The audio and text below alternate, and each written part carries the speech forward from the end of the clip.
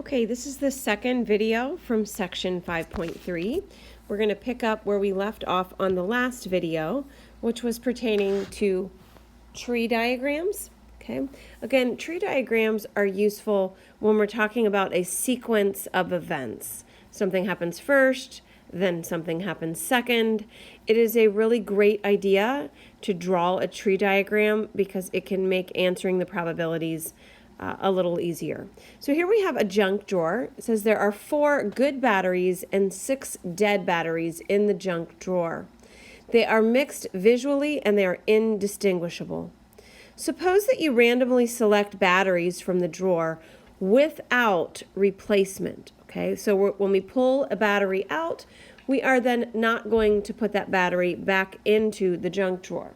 Okay, so we're going to start with our first column right here, representing just pulling out one battery. Okay,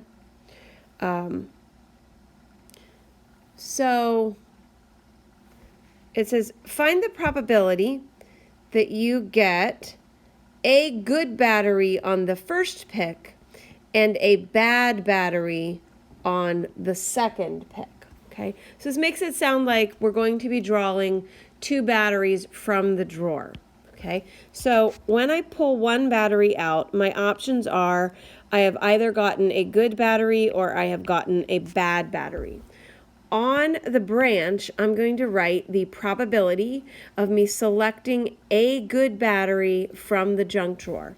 Looks like there's a total of 10 batteries in the junk drawer, 4 of which are good. So I have a 4/10 chance of selecting a good battery and a 6/10 chance of selecting a bad battery.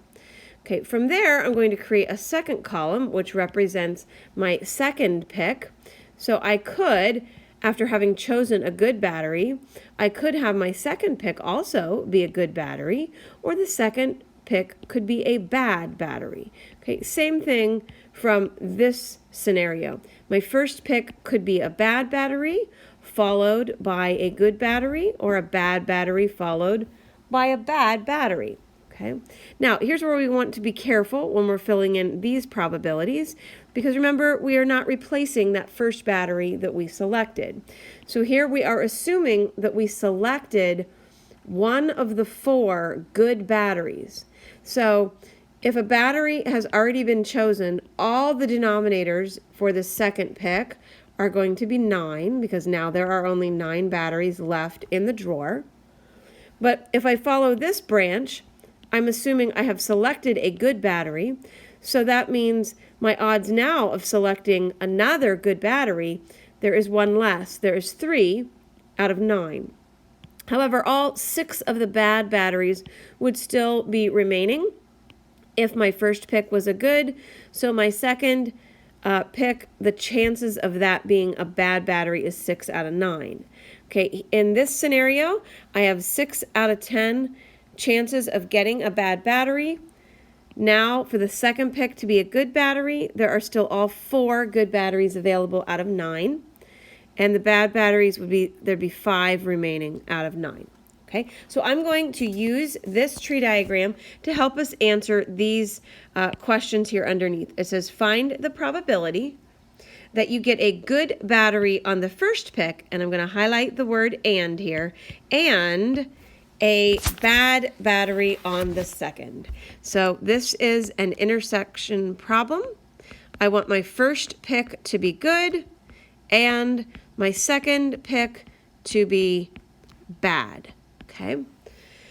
Remember, we had said the way this works is if you're doing an intersection or an and problem, you follow through the branches, multiplying those outcomes. So it seems like I would be following this path for my first battery being good, and then I would come over here and follow this path for the second battery to be bad. Okay, so if I follow that path, I'm going to multiply those probabilities together. That gives me 24 out of 90, or I could write the answer 26.6% chance that that scenario would happen. Okay, moving on to part B, it says find the probability that you get 1 good battery and one bad battery when you pick the two. Okay, so I am looking for the probability of one that is good and one that is bad, but it's not telling me that the first one has to be good and the second one has to be bad.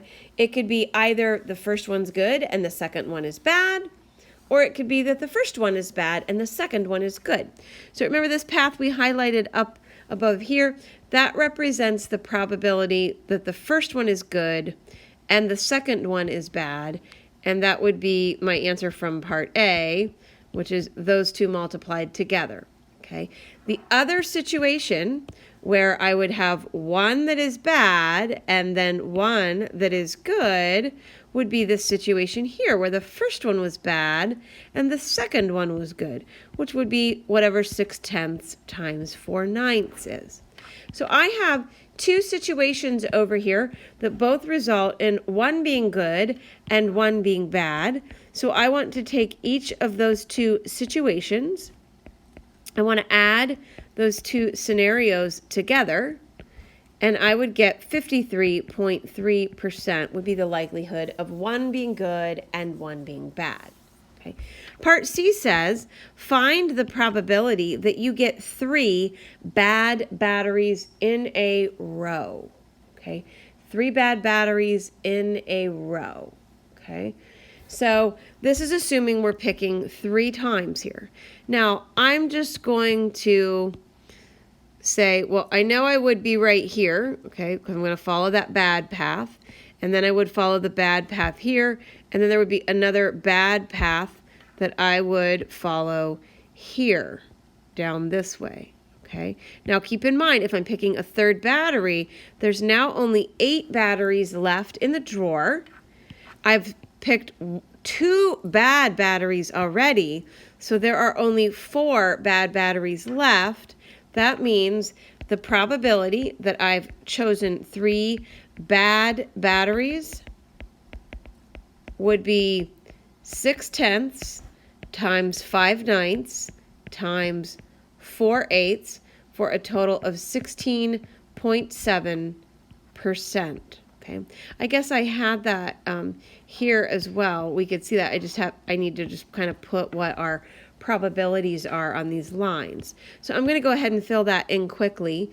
This is what we had before, 4/10 and 6/10. I believe this was 3/9, 6/9, 4/9, and 5/9. And then I'm just going to fill in all these denominators would be 8s. Okay, and we just have to make sure that we're subtracting from what has already been chosen here. Okay, so it looks like this would be 2/8, 6/8, 3/8, 5/8, 3/8, 5/8, 4/8, 4/8. Okay, let's see if we can answer the last part to this question, which is find the probability that you get 2 good batteries when you have chosen 3. Okay, now you can see all the outcomes over here, okay, in the order good, good, good, good, good, bad, etc. Okay, so this whole tree diagram is the scenario of choosing 3 batteries, but I want to go through and I want to highlight just the outcomes where 2 of the batteries are good. Okay, it looks like I've got 3 situations there where 2 of the batteries are good. Okay, that would be, I would need to take this probability plus the probability of this situation plus the probability of this situation. Okay, now remember, this scenario is me following through the path of good, good, bad, and I would multiply those probabilities together. So 4/10 times 3/9 times 6/8 plus, if I followed the path for these, I would get 4/10 times 6/9 times 3/8, and then this one is 6/10 times 4/9 times 3/9. Okay, those get multiplied, added together for a total of, you'd have a 28.9% chance of, if you picked 3 batteries, 2 of them being good. Okay. All right, let's go ahead and try example 6 here. Let's read through it, see if we can get a sense if this feels like it's a sequence type problem. Something happening first and then something happening second. It says about 55% of high school students play a sport while they are in high school. About 5% of those high school athletes go on to play a college team in the NCAA. Find the probability that a randomly selected high school student plays sports in high school and plays on an NCAA team in college. Okay, so it does kind of feel like we're talking about high school first and then going on possibly the NCAA second. Okay, so it mentions in high school, okay, in high school you play a sport, or in high school you do not play a sport, no sport. Okay, now when it says about 55% of students play a sport in high school, I'm going to label that along this branch, which leaves the complement to that, not playing a sport in high school, 45%. Okay.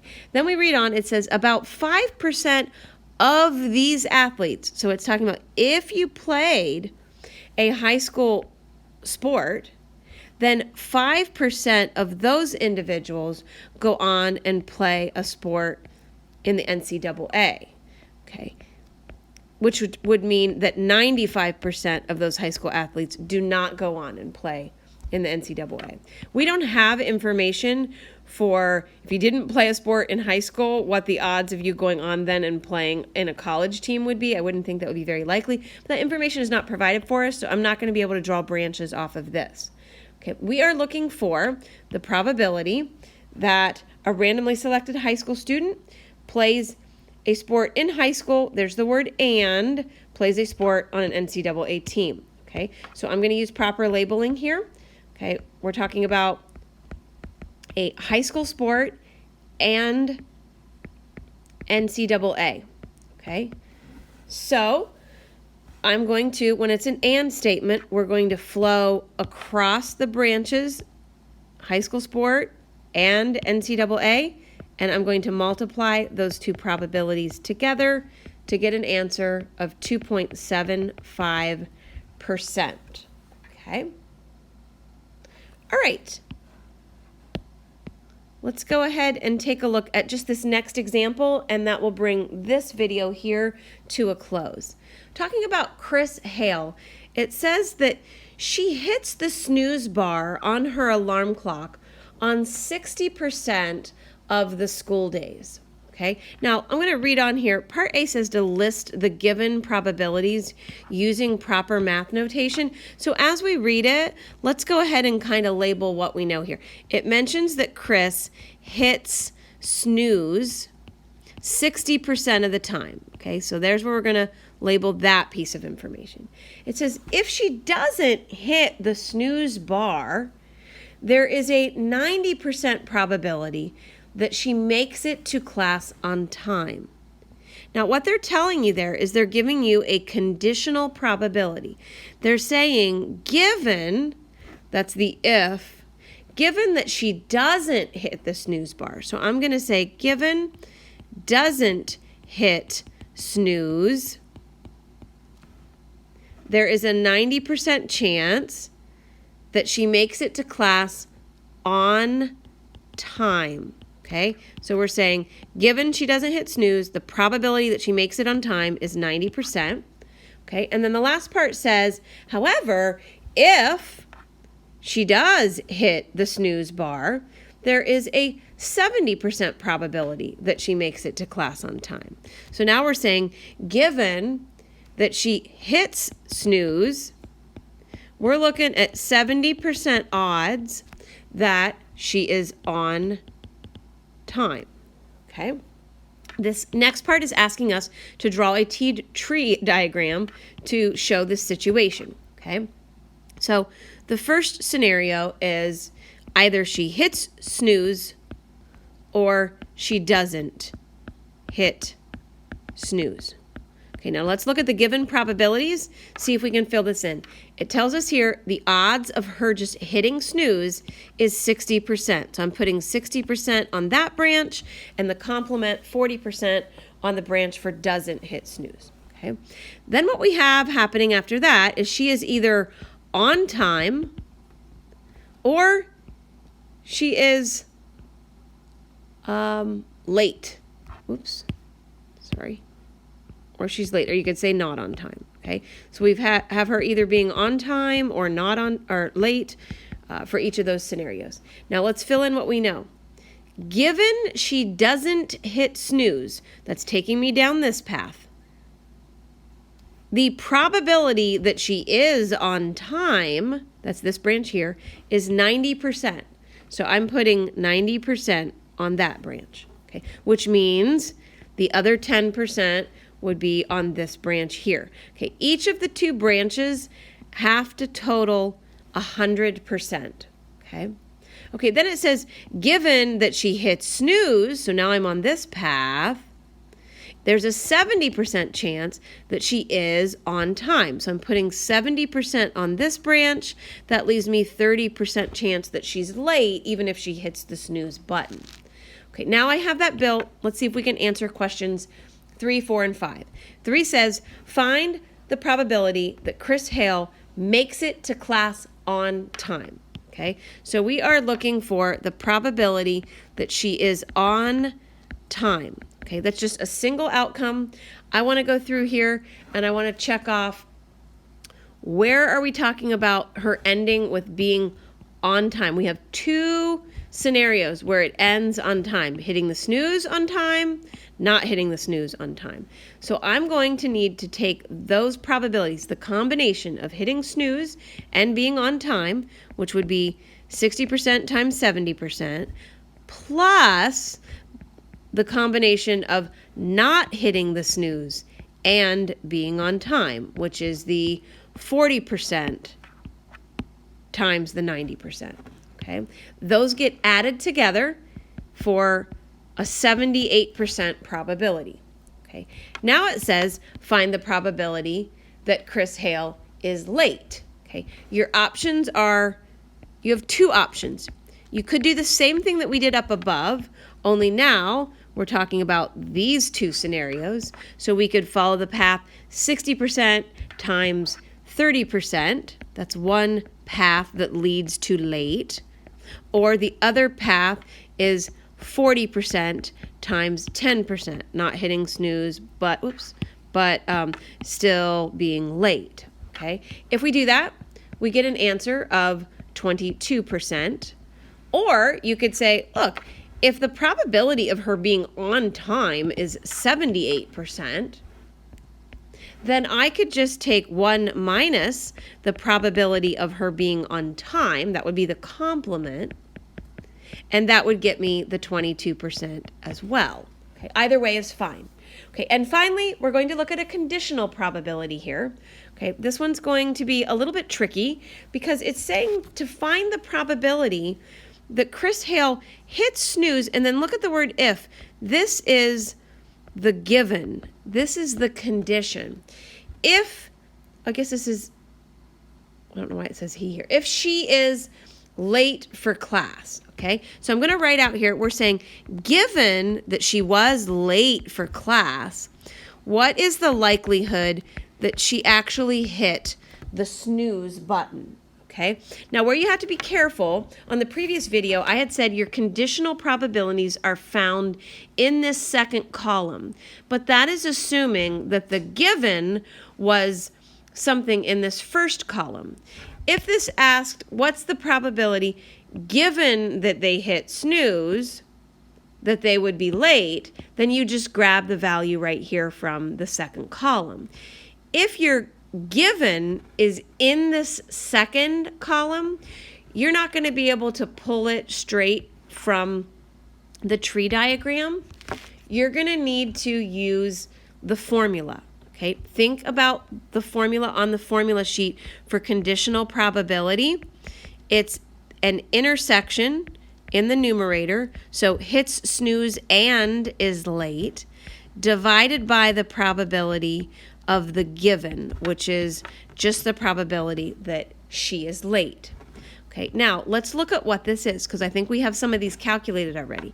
The probability that she hits snooze and she is late, well, that would be this path right here, hitting snooze and being late. So I'm going to multiply 0.60 times 0.30 and put that in the numerator for that intersection. And then my denominator is supposed to be any outcome that ends with her being late. And we actually answered that in part 4. We said the probability of her being late is the 0.22. Okay, so I'm going to type this in. That's going to give me a probability